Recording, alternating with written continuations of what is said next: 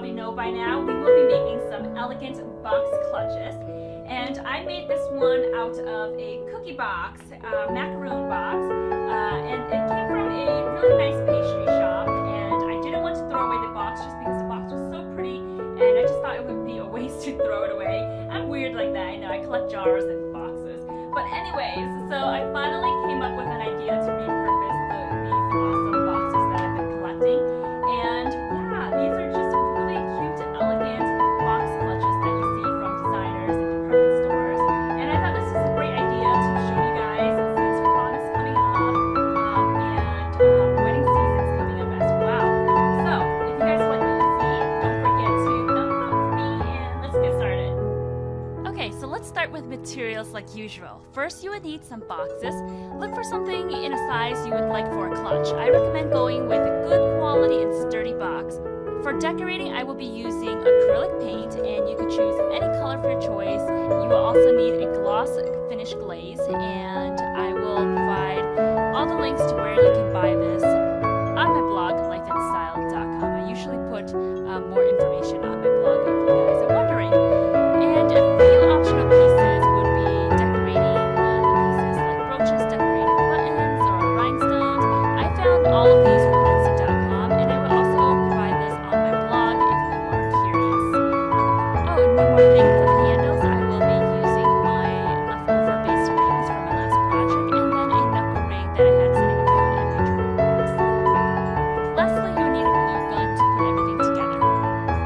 Okay, so step one, if you have a two-piece box with a cover just like what I have here, take the width size of your cover and cut it down the two corners just like what I'm doing here. Once you're done, trim that cut piece along the sides. Just trim it a little bit in. This way it will be a lot more easy when you need to insert it into the other box. Okay, so step two, if you have a nice quality, smooth looking box, you can start to paint this with a color of your choice. If your box have logos that are visible in contrasting colors, try using a richer color that can hide the design.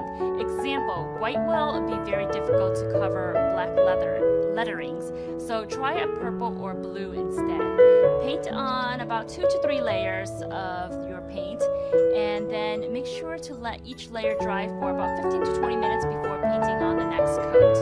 By using a brush, it will automatically create brush lines. If you paint and stroke the brush evenly, the lines will look almost like Saffiana leather. The texture really reminds me of the Prada Saffiana tote. And if you don't like the texture, well, I'm going to show you how to cover it later on, or you can use a brush roller. Okay, so once everything is nice and dry, you are ready for step 3. I like to use a spray gloss finish for this. It makes the paint look flawless and shiny. You will only need to use 2 coats of this, but if you want to cover the lines, then I would suggest for you to spray this over 3 to 4 times. And make sure after each coat it is dry completely. Almost done. Step 4. Glue the cut part of your cover box to the bottom box. Make sure the glue is on the inside so it doesn't show. Okay, so step 5 is the fun part. You get to decorate this however way you like. I have some brooches, rhinestones here, so I'm going to lay it out and see how I like it. Afterward, I will start to glue it on with a hot glue gun.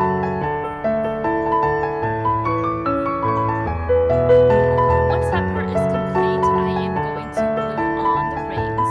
And the way you hold this is you hold it with the rings facing downwards, so that way you can stick your finger through.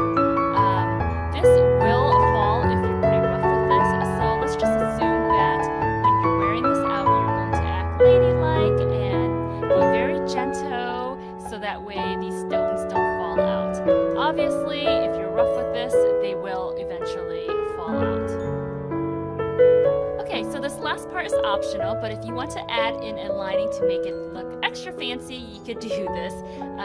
So I basically cut a rectangle around my box. Next, what I'm going to do is fold the raw edges in and then glue the fabric to each end end of my box. I'm not going to glue the sides in just because it's going to make the box harder to close. So just make sure to tuck in your raw edges, and that's all you have to do. It will still look very nice.